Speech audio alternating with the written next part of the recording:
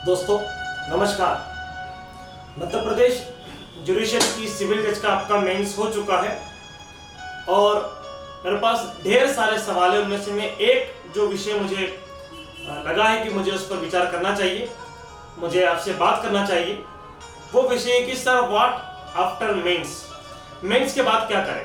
अच्छा, एक सवाल ये भी था कि सर वो पेपर डिस्कशन पर ऑलरेडी कुछ इंस्टीट्यूट्स कर चुके हैं और मैं पेपर डिस्कस करने में अभी फिलहाल इतनी दिलचस्पी नहीं दिखाऊंगा।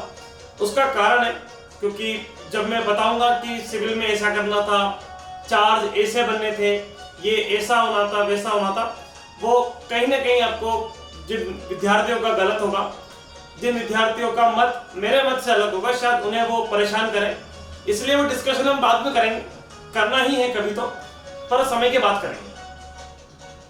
फिलहाल मुख्य विषय कि मेंस के बाद क्या करें, और इसलिए भी मैं भविष्य की ओर सोचता हूं क्योंकि भगवत गीता से जो हमें शिक्षा मिलती है वो यही है कि कर्म कर और फल की चिंता मत कर। तो आपका कर्म था, आपका कर्तव्य था और आपका धर्म था कि आप तैयारी करें और उस तैयारी के बाद इस परीक्षा को दें, जो कि आपने बहुत अच्छे से किया है। और मैं उम्मीद करता हूं और शुभकामनाएं देता हूं आपको कि आपका परिणाम बहुत अच्छा रहे। अब सवाल लेते हैं कि सर व्हाट आफ्टर मेंस के बाद क्या करें। तो बहुत स्वाभाविक इसका जवाब जो होगा वो यही होगा कि चूंकि आप विद्यार्थी हो, विद्यार्थी धर्म का पालन आपको करना चाहिए और विद्यार्थी धर्म का पालन आपको कहता है कि आपको शिक्षा करनी चाहिए, मतलब अपनी पढ़ाई को कंटिन्यू करना चाहिए। अब सवाल है कि सर कौन सी पढ़ाई करें, क्या पढ़ाई करें। एक जवाब ये भी है, पढ़ाई इसलिए भी करना चाहिए क्योंकि अगर आप सफल होते हो तो भी आपको तैयारी करना है इंटरव्यू की, भगवान न करे पर अगर आप असफल होते हो तो भी आपको दोबारा परीक्षा देने की तैयारी करना है। तो तैयारी तो आपके जीवन का हिस्सा है जब तक कि आप इस युद्ध से हार कर भाग नहीं जाते। क्योंकि देखो, मैं फिर कह रहा हूं, जुडिशरी की तैयारी करने के लिए जरूरी नहीं है कि आप लंबे समय तक घर बैठ के तैयारी करें। अगर आप लोगों की तैयारी बहुत अच्छी हो चुकी है तो आप कुछ काम शुरू करके, कुछ वर्क करके भी तैयारी अपनी जारी रख सकते हैं। क्योंकि जिन विद्यार्थियों को 2, 3 या 4 साल हो गए वो डेली उतना ही पढ़ते हैं जितना वो कोई दूसरा काम, कोई व्यापार, अपनी वकालत, कोई भी दूसरी एक्टिविटी जहां से वो पैसा अर्न कर पाए, जहां से वो अपना शौक पूरा कर पाए, वो कुछ भी करे वो लगभग उतना ही पढ़ते हैं। मतलब एक विद्यार्थी जिसने मध्य प्रदेश के 12 सब्जेक्ट्स को बहुत अच्छे से पढ़ लिया हो, वो दोबारा दिन भर 8-8 घंटे 10-10 घंटे नहीं पढ़ सकता, नहीं संभव है साल भर। परीक्षा आने के बाद फिर भी संभव है। परीक्षा तो साल में 6 महीने चलती है, लेकिन बाकी 6 महीने हम हमारा नुकसान कर रहे होते हैं। तो मेरा निवेदन है कि जिनकी तैयारी बहुत अच्छी हो चुकी है, आप एक कार्य तो ये कर सकते हैं कि आप कोई भी वकालत शुरू कर दें, आप टीचिंग किसी कॉलेज में शुरू कर दें, आप ऑनलाइन भी बहुत सारे वर्क्स होते हैं, फॉर्म्स होती है, लॉ फॉर्म्स होती है, आप कुछ भी ऐसा क्रिएटिव करें जिससे आपका लॉ में इंटरेस्ट बना रहे और कुछ सीखने को मिले। एक बात, कुछ विद्यार्थी इस कैटेगरी के हैं जो लगातार परीक्षा देने में ही विश्वास रखते हैं और वो उम्मीद करते हैं कि हम अदर स्टेट्स की भी परीक्षा दें। मैं मुख्य रूप से इन विद्यार्थियों से बात करने आया हूं। दोस्तों, आपका प्लान बहुत अच्छा है, आपको शुभकामनाएं, पर क्या आप इस चीज के लिए तैयार हैं? यह बहुत महत्वपूर्ण सवाल है क्योंकि आज जो परीक्षा की स्थिति है वो ये है कि आपको बहुत प्रोफेशनल होना पड़ता है। बिना प्रोफेशनल हुए अगर आप एग्जाम देंगे तो आप प्री निकाल देंगे, मेंस पर फाइनल लिस्ट तक आपका नाम नहीं आएगा। मैं कहना यह चाहता हूं कि अगर आपके मध्य प्रदेश जुडिशरी के 12 सब्जेक्ट बहुत अच्छे से हो गए तो आपको अधिकार है कि आप राजस्थान ट्राई करें, आप एडीपीओ ट्राई करें, आप अन्य परीक्षाएं ट्राई करें। पर मैंने कुछ विद्यार्थी ऐसे भी देखे जिनकी प्री क्वालिफाई नहीं हुआ मध्य प्रदेश का और वो चाह रहे थे कि वो राजस्थान और एडीपीओ दोनों की तैयारी कर ले। आप ऐसे असंभव टास्क को साथ में लेकर अपना नुकसान करेंगे। मैं आपको डिमोटिवेट करने नहीं आया हूँ, मैं आपको मना बोलने नहीं आया हूँ। मैं हमेशा कहता हूं कि जिंदगी आपकी है तो फैसला आपका होगा, पर मैं कह रहा हूं कि आपको बहुत प्रोफेशनल तरीके से अपनी परीक्षा की तैयारी करना है। आपको 2 की तैयारी करो, 4 एग्जाम की तैयारी करो, इनकार नहीं है, पर आप देखिए सुटेबिलिटी, आप देखिए आप कितनी पढ़ाई कर सकते हो, कितने एक स्टेट की 2 एग्जाम को या एक प्रकार की एग्जाम की 2 स्टेट को आप कितना मैनेज कर सकते हो। आपकी जो तैयारी है उसका कितना प्रतिशत हिस्सा उस स्टेट में काम आएगा या वहां की तैयारी का कितना प्रतिशत हिस्सा आपकी यहाँ की तैयारी में आएगा। क्योंकि ये सभी को पता है कि मध्य प्रदेश जुडिशरी का जो अगली वैकेंसी है वो ड्यू है उम्मीद तो यही कर रहे हैं कि इवन मेंस के रिजल्ट या इंटरव्यू के रिजल्ट के पहले तो लगभग हम कह सकते हैं कि नोटिफिकेशन जारी होने की पूरी संभावना है। बाकी कोरोना और बाकी सर्कमस्टेंस पर चीजें तय करेगी, पर यह है कि नोटिफिकेशन इज ड्यू, चाहे वो इसके बैक टू बैक आएगा, मतलब with in 6 month, with in 4 month में कहना चाहूंगा कि आपको नोटिफिकेशन आना ही आना है। अब सवाल ये कि हम अगर एडीपीओ की, जैसे बहुत सारे विद्यार्थी जो मध्य प्रदेश के हैं, जो मध्य प्रदेश एडीपीओ जिसकी टेंटेटिव डेट 5 दिसंबर है, कंफर्म डेट तो शायद वो भी नहीं है, डेट में उसमें भी परिवर्तन होने की संभावना है, क्योंकि वो एक जनरल डेट उन्होंने दी है, कुछ परिवर्तन उसमें हो सकता है, खैर वो इशू नहीं अपना, वो कभी भी हो वो एग्जाम। पर क्या एडीपीओ के एग्जाम के 28 सब्जेक्ट प्लस बहुत सारा जीके क्या आपकी रेडार में है, क्या आपके लिए संभव है, क्या वैकेंसी इतनी सारी है, क्या जो विद्यार्थी पिछले 3 और 4 साल से लगातार केवल एडीपीओ की तैयारी कर रहे सिविल जज के सपने को छोड़ के, क्या आपकी तैयारी इतनी बेहतर हो सकती है, क्या आप पूरा सिलेबस पढ़ सकते हो? अपने आप से सवाल पूछिए, और अगर आपका जवाब आता है हाँ मैं तो तैयारी कीजिए, पर आप केवल कोशिश करने के लिए कि मोटिवेशन बना रहेगा, घर वाले खुश है कि बच्चा एडीपीओ भी दे रहा है, जज जी मंजर, अब घर वालों को क्या मालूम एडीपीओ का सिलेबस क्या है, सिविल जज का क्या है, वो तो चाहते हैं कि आप एग्जाम देते रहो, है ना, ये नहीं तो ये नहीं तो ये। पर क्या ये प्रोफेशनली संभव है विद्यार्थी से? क्या मध्य प्रदेश का बच्चा राजस्थान के एक्ट को पढ़कर वहां की तैयारी करके मध्य प्रदेश को मैनेज कर सकता है? मैं इनकार नहीं कर रहा हूं, मेरे बहुत सारे दोस्त मैनेज कर रहे हैं, उन्होंने वहां का भी इंटरव्यू दिया, यहाँ का भी इंटरव्यू दिया है, पर बात यह कि वो जिस स्टेट का जज बनने का उनका सपना है वो वहां पर पूरी तैयारी कर चुके हैं, वो सफिशिएंट है उनकी तैयारी, इससे ज्यादा वो पढ़ नहीं सकते, या पढ़ना तब बेसिकली जब एग्जाम आएगी। आपको अधिकार है दूसरे स्टेट की या एडीपीओ पर शिफ्ट होने का तभी जब आप अपने स्टेट के जो आपका सपना है उसकी तैयारी एक मिनिमम लेवल पर कर चुके हो कि हाँ मैंने सफिशिएंट तैयारी कर ली है। लेकिन जो विद्यार्थी केवल माइंड शिफ्ट करने के लिए जिसका नोटिफिकेशन आता है उसकी पढ़ाई करेंगे तो ये बहुत गलत स्ट्रेटजी मैं आपको बताना चाहूंगा। आप खुद तय करिए, आप खुद देखिए कि यार एग्जाम इतने महीने बाद है, इतने दिन बाद है, इसका इतना बड़ा कोर्स है, क्या मैं इस कोर्स को पढ़ पाऊंगा? देखिए कोशिश करने के लिए मत पढ़िए आप, बेहतर है कि उन्हीं सब्जेक्ट्स को दोबारा पढ़ लीजिए, क्योंकि वही एग्जाम, वही पैटर्न, वही सिलेबस आपको एक बार फिर देखना है, तो बेहतर है कि आप अपने ही स्टेट की तैयारी को और मजबूती प्रदान करें। अगर आपकी अपने स्टेट की तैयारी अच्छी नहीं है तो मैं फिर दोबारा कहूंगा ये मेरा मैसेज सभी विद्यार्थियों के लिए नहीं है, ये मेरा मैसेज उन विद्यार्थियों के लिए है जिनका स्टेट का एग्जाम की जो तैयारी है वो पूरी हो चुकी है और इसके बाद वो चाहते हैं कि हम शिफ्ट करें, अब हम और कहीं ट्राई करें अपनी किस्मत, तो उनको पूरा अधिकार करना भी चाहिए। तो इस तरीके से आप सोचिए, एक प्लानिंग करिए, है ना, नॉट प्लान टू फेल। कोई भी फेल होने के लिए प्लान नहीं करता है, बट फेल्ड टू प्लान, पर प्लान करने में फेल हो जाते हैं और इसलिए वो हार जाते हैं। आपकी प्लानिंग बहुत तगड़ी, बहुत प्रॉपर, बहुत एप्रोप्रिएट होना चाहिए। मैं फिर कह रहा हूं, दोस्तों के चक्कर में आके, इसके चक्कर में, उसके चक्कर में आके हर एग्जाम का फॉर्म भरना छोड़िए। तय करिए कि मुझे इस एग्जाम को क्रैक करना है, इन 2 को करना है, इन 3 को करना है, मेरा सिलेबस इस तरीके से मैच करता है। अच्छा वो नेट की भी एग्जाम में लगे हुए कि नेट की भी पूरा दीजिए, नेट की एग्जाम दीजिए, सब दीजिए, पर मैं कह रहा हूं कि आप अपने डेप्थ को पहले पहचानिए, अपना टाइम टेबल बनाइए, किन सब्जेक्ट्स कॉमन आ रहे हैं, कॉमन सब्जेक्ट्स को पहले करिए, मतलब एक प्रॉपर स्ट्रेटजी बना के काम करिए कि मतलब है ना इधर चले गए, फिर उधर चले गए, फिर वहां का फॉर्म भर दिया, फिर वहां का फॉर्म भर दिया, ऐसे काम नहीं चलेगा। You have to be perfect in any of the examination. आप किसी भी एग्जाम में आपको परफेक्ट होना पड़ेगा, तभी फाइनल लिस्ट में आपका नाम आएगा। ट्राई करने से सभी एग्जाम की आप सारे स्टेट के प्री निकाल लो, बताइए, आपको ताली बजाऊंगा मैं। पर सवाल ये कि मेंस भी लिखना है, इंटरव्यू की भी तैयारी है, तो किसी भी एग्जाम की पूरी तैयारी करें ना, अपने तैयारी को मैनेज करें कि मैं एक ऐसी तैयारी करूं जो यहां भी हो जाए, यहां भी हो जाए, यहां करी, वहां नोटिफिकेशन आ गया, वहां चले गए, वहां से वहां चले गए। नहीं, ये गलती बहुत सारे मित्र करते हैं। एक बात। दूसरी बात, आप अपने आप को पहचानिए। मैं पहले भी कई बार बोलता हूं कि अपने पैशन को जानना, जो हम चाहते हैं उसको जानना बहुत जरूरी है कि आप किस चीज के लिए बने हैं।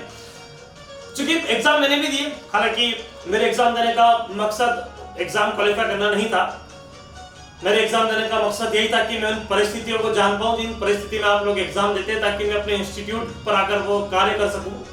आप में से बहुत सारे दोस्तों को लगा, क्योंकि मैं जब एग्जाम देने गया तो बहुत सारे लोगों ने सवाल पूछे, सर आपका तो हो जाएगा, आपका तो अच्छा गया होगा। मैं बोल रहा हूं कि मैंने एग्जाम ठीक नहीं दिया है, मतलब मैं एग्जाम देने नहीं आया था, मेरा उद्देश्य वो नहीं था। मेरा उद्देश्य क्लासेस ही फिलहाल मेरी प्रैक्टिस है, अपनी क्लासेस है, और दूसरी मेरे कुछ हॉबीज है उसको मैं मेंटेन कर रहा हूँ, तो मैं उससे खुश हूँ।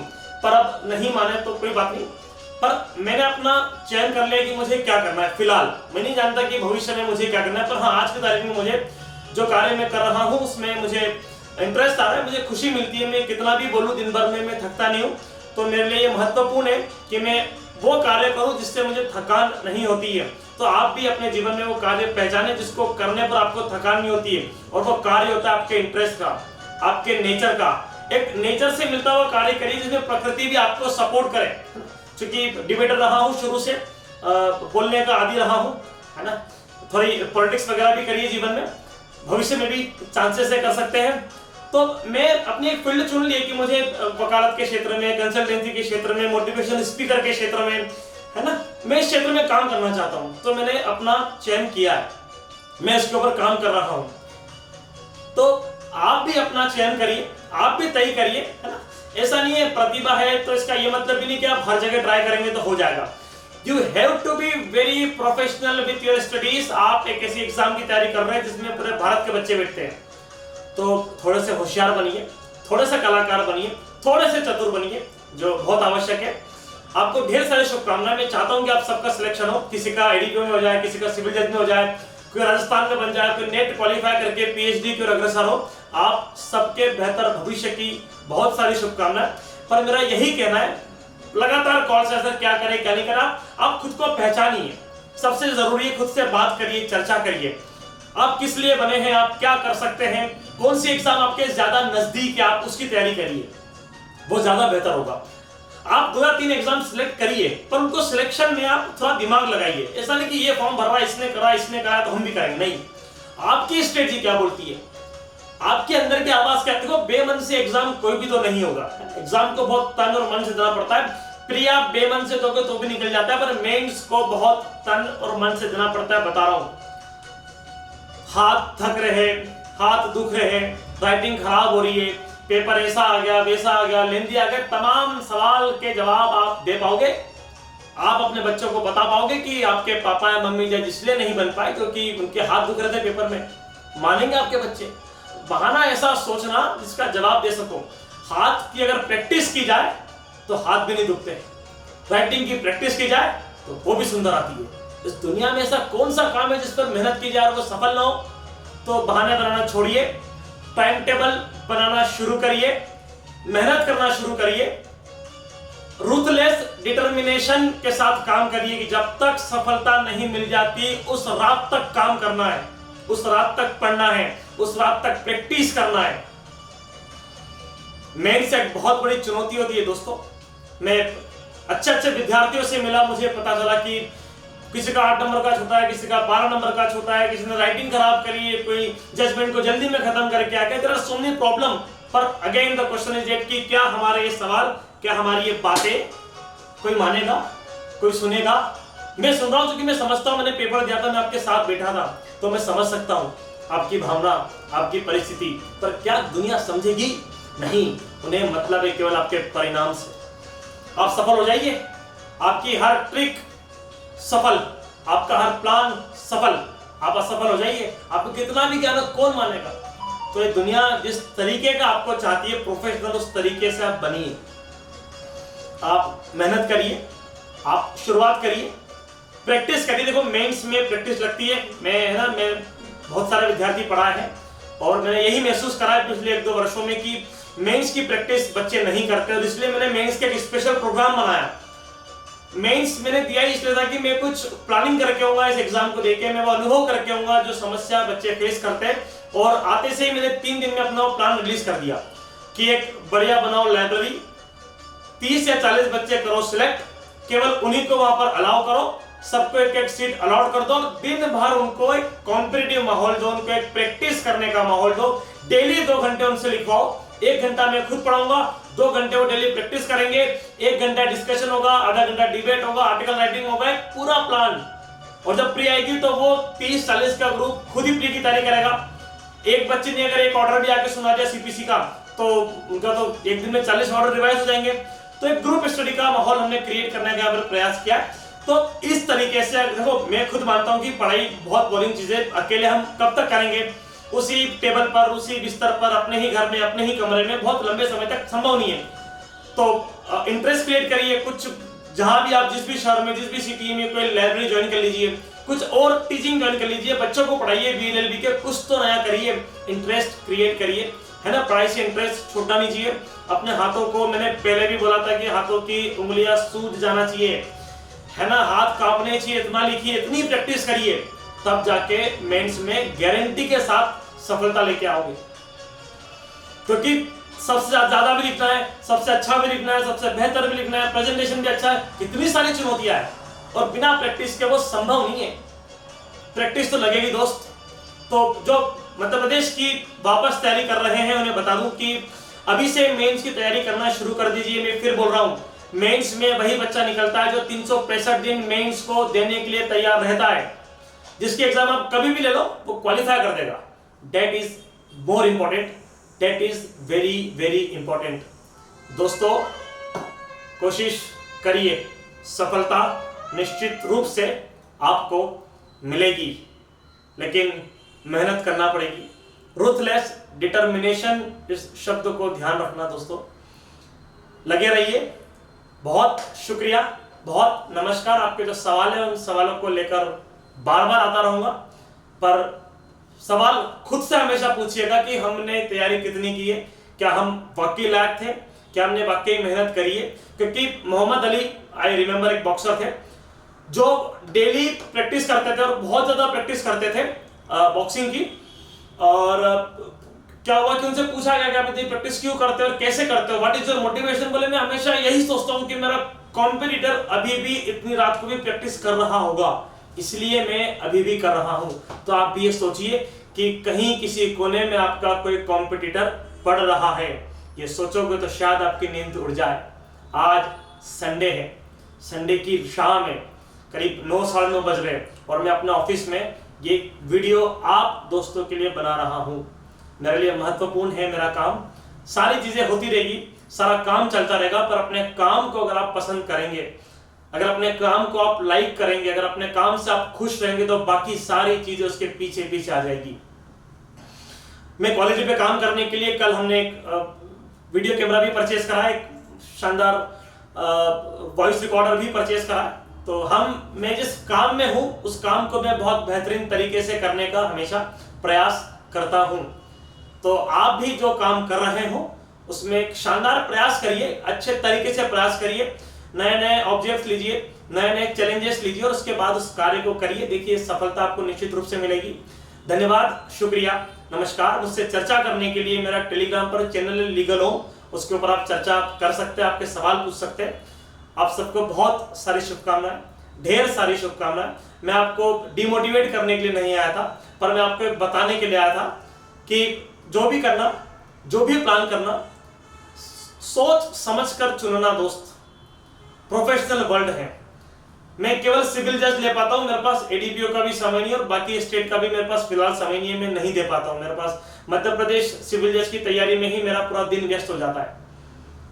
ये एक प्रोफेशनल एटीट्यूड है, तो बाकी क्लासेस में नहीं ले पाता हूं। असमर्थ हूं, भविष्य में अगर समर्थ हुआ तो निश्चित रूप से लूंगा, पर be professional with your work. आपके पास चीजें बहुत सारी है कि मेरे पास एडीपीओ की इंक्वायरीज है, मेरे पास अदर स्टेट्स की इंक्वायरीज है, पर मैं नहीं कर पाता हूं क्योंकि I want to be professional, I want to be very perfect in one part. एक पार्ट में ही सही, छोटा सा काम ही सही करूंगा, छोटा काम, बहुत बड़ा काम नहीं करूंगा, है सारे स्टेट ये नहीं, छोटा करूंगा पर परफेक्ट करूंगा, अपनी पूरी कोशिश करूंगा, अपना पूरा दाव खेलूंगा। आप भी एक छोटा पार्ट लीजिए। पूरे सिकंदर थोड़ी बनना है अपने को, पूरी दुनिया जीतने चलेगा, अरे नहीं यार। चुनिए मुझे किसको टारगेट करना है, और जिसको टारगेट करा है फिर उसको छोड़ना मत। धन्यवाद, शुक्रिया, नमस्कार।